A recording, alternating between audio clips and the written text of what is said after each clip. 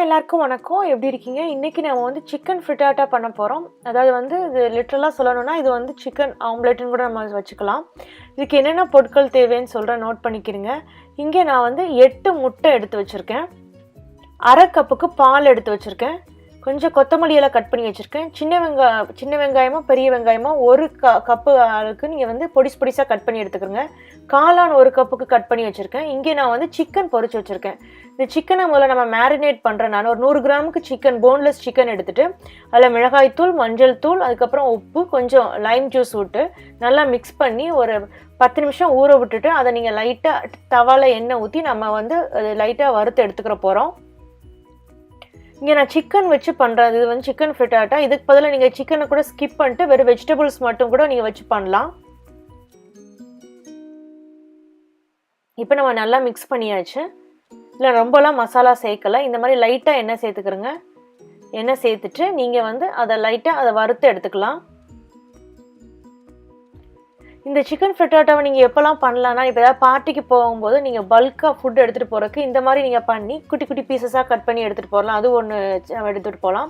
இன்னொன்று குழந்தைங்களுக்கு காலை பிரேக்ஃபாஸ்ட்டுக்கு இதை பண்ணி கொடுக்கலாம். இந்த மாதிரி லஞ்ச் பாக்ஸில் கூட இதை வந்து வச்சு கொடுக்கலாம். இது ஒரு லஞ்ச் பாக்ஸ் ரெசிபின்னு கூட சொல்லலாம். இல்லை எக் இருக்குது, அதுக்கப்புறம் வெஜிடபிள்ஸ், குழந்தைங்களுக்கு பிடிச்ச வெஜிடபிள்ஸ் போட்டு நம்ம செஞ்சு கொடுத்து விடலாம். அப்புறம் நான் வந்து இங்கே மிளகு இடித்து வச்சுருக்கேன், உப்பு தேவையான அளவு, அதுக்கப்புறம் பட்டர் நம்ம எடுத்துக்கிற போகிறோம். இப்போ பட்டரை லைட்டாக உருக்கிட்டு அதில் நாம் வந்து வெட்டி வச்சுருக்க வெங்காயத்தை போட்டு முதல்ல வதக்குங்க. வெங்காயத்தை வதக்குனதுக்கு அப்புறம் நாம் வந்து வெட்டி வச்சுருக்க காளானையும் நம்ம சேர்த்து வதக்குறோம். அதில் லைட்டாக உப்பு சேர்த்துக்கிறோங்க. நம்ம சிக்கனில் உப்பு சேர்த்துருக்கோம், முட்டையிலையும் உப்பு சேர்க்க போகிறோம், அப்புறம் இதுலேயும் உப்பு, அதனால் உப்பை கொஞ்சம் பார்த்து சேர்த்துக்கிறோங்க. இப்போ அது நல்லா வதங்கிடுச்சு. அதை லைட்டாக அடுப்பு ஆஃப் பண்ணிட்டு எடுத்து வச்சுருங்க. இங்கே நான் 8 முட்டையை உடச்சி ஊற்றியாச்சு. இதில் உப்பும் சேர்த்துட்டேன், இடித்து வச்சுருக்க மிளகு, அப்புறம் எடுத்து வச்சுருக்க பாலும் சேர்த்தாச்சு. இதை நல்லா பீட் பண்ணிக்கலாம். முதல்ல நாம் இதை பீட் பண்ணியாச்சு. இப்போ நீங்கள் எந்த ட்ரேயில் பேக் பண்ண போகிறீங்களோ அதில் நம்ம ஊற்ற போகிறோம். இந்த ப்ராசஸ் நீங்கள் பண்ணிகிட்டு இருக்கும் போதே உங்கள் ஓவனை வந்து 325 டிகிரி ஃபாரன்ஹீட்க்கு ப்ரீ ஹீட் பண்ண ஆரம்பிச்சிருங்க. நான் இந்த மிளகு அதில் மிச்சம் இருக்கிறத நான் ஸ்பேட்சுலா வச்சு எடுத்து போட்டுட்டேன். இப்போ அதில் முட்டையை சேர்த்ததுக்கப்புறம் நம்ம வதக்கி வச்சுருக்க வெங்காயத்தையும் அந்த காளானையும் நம்ம சேர்த்துட்டோம். இதுக்கப்புறம் நாம் வறுத்து வச்சுருக்க சிக்கன் இருக்கு இல்லையா, அந்த சிக்கனையும் கொத்தமல்லி இலைகள்லேயே அதையும் சேர்க்குறோம். நாம் சேர்த்துட்டு நல்லா மிக்ஸ் பண்ணுங்கள். மிக்ஸ் பண்ணிவிட்டு அதுக்கப்புறம் நம்ம எடுத்து வச்சுருக்க மஞ்சள் தூள் இருக்கு இல்லையா, மஞ்சள் தூளையும் நம்ம சேர்த்துக்கிறோம். இப்போ நீங்கள் சேர்த்துக்கிறோன்னா சேர்த்துக்கலாம், இல்லைன்னா ஸ்கிப் பண்ணிக்கிறங்க. இப்போ நம்ம வந்து நமக்கு ஓவன் ரெடி ஆயிடுச்சு. நம்ம இதை உள்ளே வச்சு 25லேருந்து 30 நிமிஷம் வரை வச்சு எடுக்கணும். அப்படி இல்லைன்னா அது செட் ஆகிறவா நீங்கள் வச்சு எடுக்கலாம்.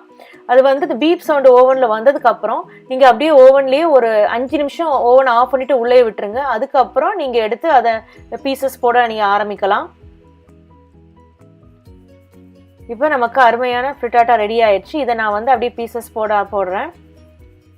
இது நல்லா ஹெவியான பிரேக்ஃபாஸ்ட் கூட, காலையில் குழந்தைங்களுக்கு நீங்கள் கொடுக்குறதுக்கு.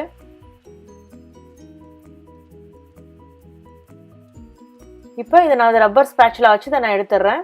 பாருங்கள் எவ்வளோ திக் லேயராக இருக்குது, சாப்பிட்றதுக்கு அவ்வளோ பிரமாதமாக இருக்கும். நீங்கள் இதை நீங்கள் எது சாஸ் இல்லாமல் சாப்பிட்லாம், அப்படி இல்லைன்னா ஏதாவது ஹாட் சாஸ் வச்சு கூட நீங்கள் சர்வ் பண்ணலாம். இதை ட்ரை பண்ணி பாருங்கள். பார்த்துட்டு உங்கள் கமெண்ட்ஸ் சமையல் இதில் போஸ்ட் பண்ணுங்கள். இந்த வீடியோ உங்களுக்கு பிடிச்சிருந்தா லைக் பண்ணுங்கள், சேனலை சப்ஸ்கிரைப் பண்ணுங்கள்.